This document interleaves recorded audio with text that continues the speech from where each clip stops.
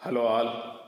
సంధ్యా theatre ఇష్యూకి సంబంధించి ఆ మహిళ రేవతి గారు చనిపోయిన మరుసటి రోజే అల్లు అర్జున్ గారు ఆయన టీము మీడియా ముందరకు వచ్చేసి హాస్పిటల్లో ఉన్న ఆ బాబు బాగోగులు, తర్వాత ఆ కుటుంబానికి ₹1 కోటి సహాయం చేస్తాము అని కానీ ఒక మాట చెప్పి ఉండుంటే బహుశా అల్లు అర్జున్ గారికి ఇన్ని సమస్యలు చుట్టుముట్టు ఉండేటివి కాదు.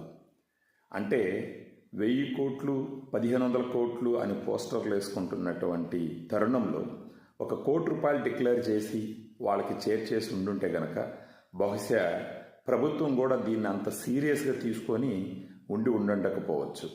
ఆ ఒక్క చిన్న లాజిక్ ఎందుకు అర్థం కాలేదు, బహుశా సలహాలు ఇచ్చేవాళ్ళు ఎందుకు సరిగా ఇవ్వలేదో తెలియనటువంటి పరిస్థితి.